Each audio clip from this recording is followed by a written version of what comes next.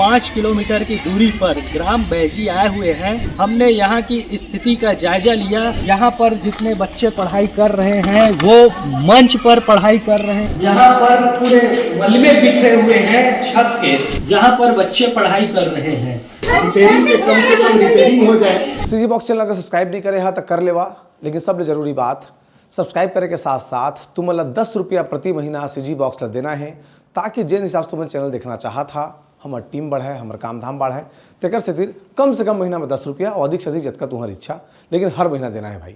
जोहार।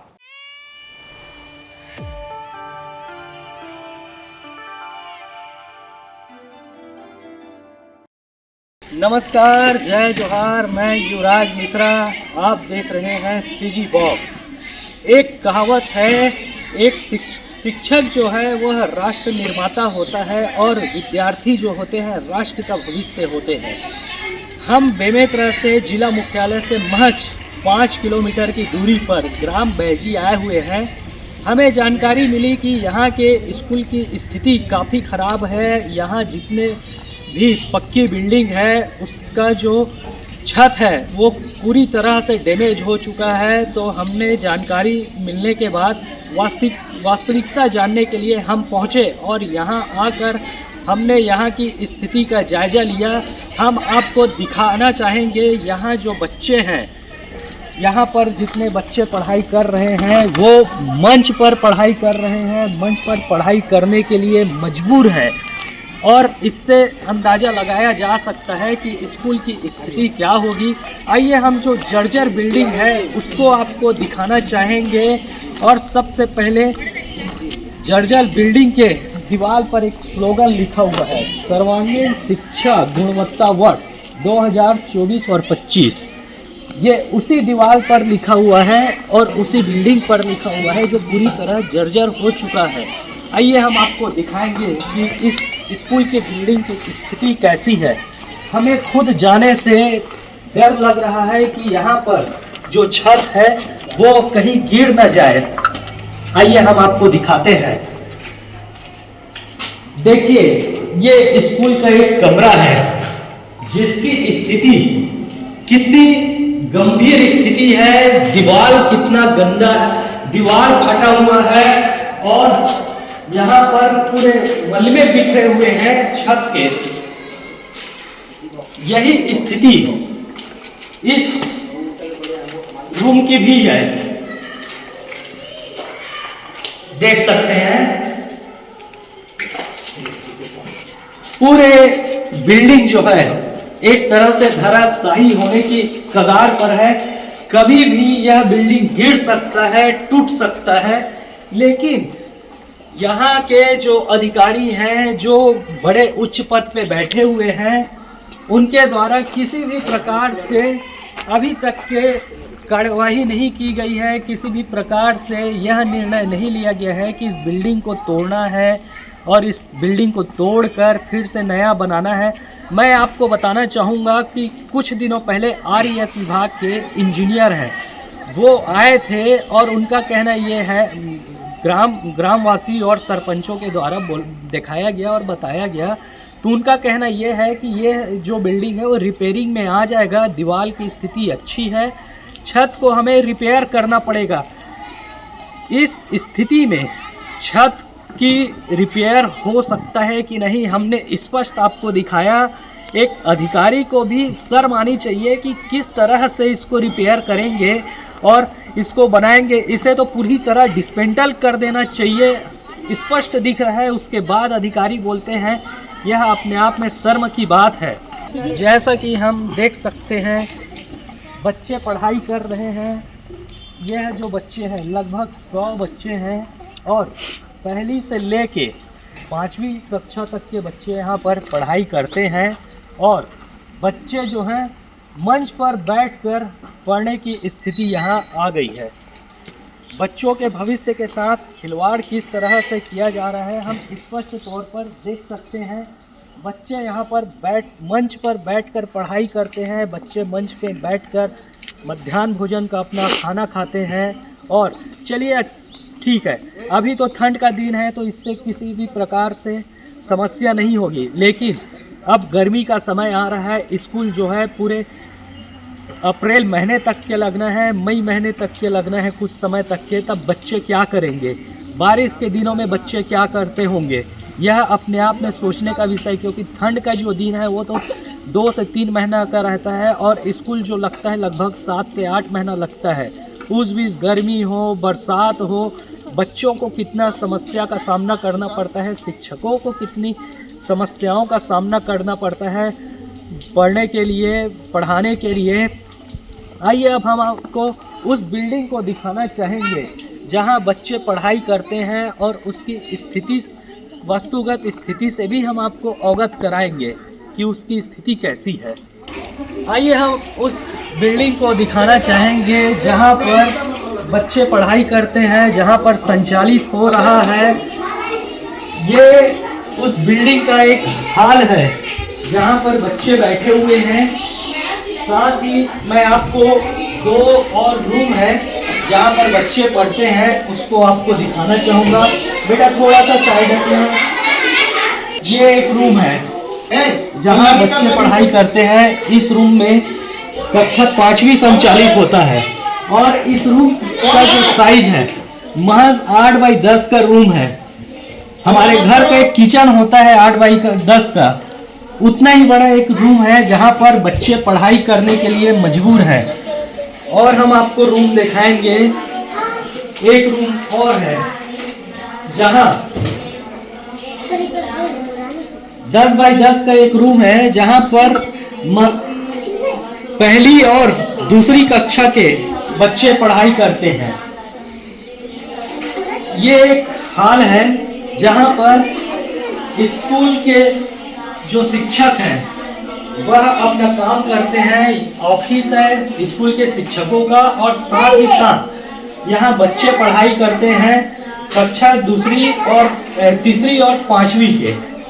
इन सब के साथ साथ मैं आपको इस बिल्डिंग की वास्तविकता भी दिखाना चाहूँगा। इस बिल्डिंग के छत को हम देख सकते हैं जहाँ पर बच्चे पढ़ाई कर रहे हैं।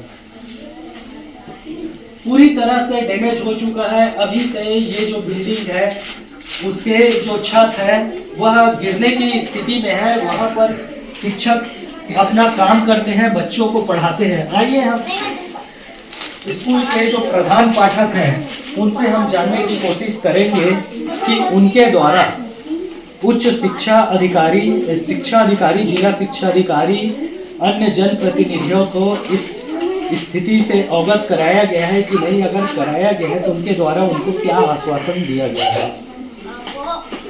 सर नमस्कार। जी नमस्कार। सर यहाँ के स्कूल की जो बिल्डिंग की स्थिति खराब है, बच्चे यहाँ खराब स्थिति में पढ़ने के लिए मजबूर हैं, इसके लिए आपने जिला शिक्षा अधिकारी BO से कभी इसके बारे में अवगत कराए हैं, उन्हें जानकारी दी है? जी मैं कई बार आवेदन दे चुका हूँ, उसका कॉपी है मेरे पास। और कई बार मौखिक रूप से भी, यहाँ तक कि विधायक महोदय से भी निवेदन किया हूँ, उनका भी कॉपी है मेरे पास। और मैं संबंधित RDS विभाग में जाकर मैं एस्टीमेट बनवा के रिपेयरिंग के कम से कम रिपेयरिंग हो जाए, इसके लिए भी मैं एस्टीमेट बनवा कर मैं संबंधित विभाग में, अपने विभाग में जमा कर चुका हूँ। इसके लिए जो अधिकारी हैं, जिला शिक्षा अधिकारी, BO और अन्य जनप्रतिनिधि वगैरह, उनके द्वारा आपको क्या आश्वासन दिया गया? मुझे यही कहा गया, कोशिश करते हैं, देखते हैं। अभी तो हमारे पास फंड नहीं है, जैसे होता है हम यहाँ के लिए प्रयास करेंगे, यही आश्वासन मिला है। लेकिन अभी तक तो आनन फानन में जैसे तैसे चल रहा है। अभी बारिश नहीं है तो बहुत कंडीशन अच्छा ही है, कहा जाए तो जैसे तैसे चला रहे हैं। बारिश के समय हमारे पास और बहुत ज़्यादा संकट बढ़ जाएगा और इसीलिए हम चिंतित हैं। मैं कई बार रिक्वेस्ट कर चुका हूँ, निवेदन कर चुका हूँ, लेकिन अभी तक ठोस कदम नहीं उठाया। ये जो थे प्रधान पाठक इस विद्यालय के, उनका कहना यह है कि हमने जो संबंधित अधिकारी है, जनप्रतिनिधि है, उनसे हमने कहा और बताया तो उनके द्वारा हमें आश्वासन तो दिया गया है, लेकिन यह कार्य जो है कब तक पूरा हो पाएगा, कैसे पूरा हो पाएगा, हम नहीं बता पाएंगे कह के। मेरा सवाल यहाँ के स्थानीय विधायक से है, जनप्रतिनिधि से है। आप एक स्वयं शिक्षक रह चुके हैं, आप इस शिक्षा विभाग से खुद आप जुड़ कर रह चुके हैं। आप तो कम से कम इस स्थिति परिस्थिति को समझिए।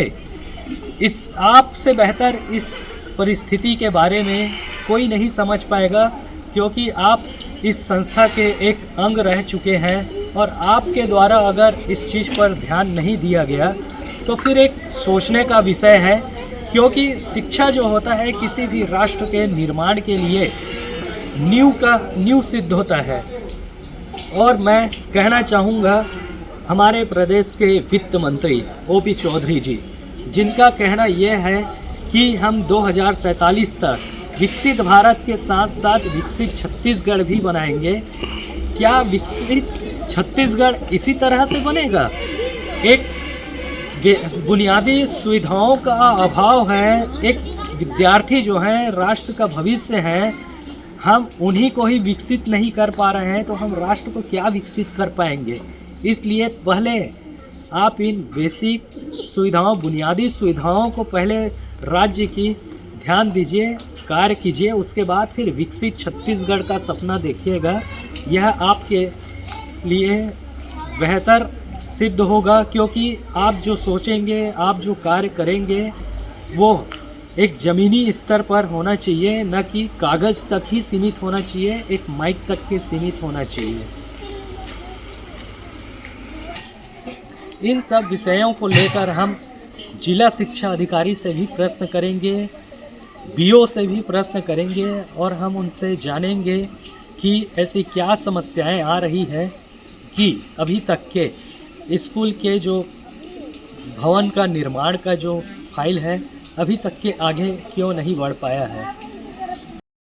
आइए हम ग्राम बैजी के जो जनप्रतिनिधि हैं, पंच है, सरपंच है, उनसे हम जानने की कोशिश करेंगे कि स्कूल के जर्जर होने और काफ़ी ज़्यादा स्थिति खराब होने के विषय में उन्होंने कभी जिला शिक्षा अधिकारी, ब्लॉक एजुकेशन अधिकारी और विधायक अन्य जनप्रतिनिधियों से इन्होंने कभी बात की है कि नहीं, और अगर बात की है तो उनके द्वारा इन्हें भी क्या आश्वासन दिया गया है। आइए हम पूछते हैं।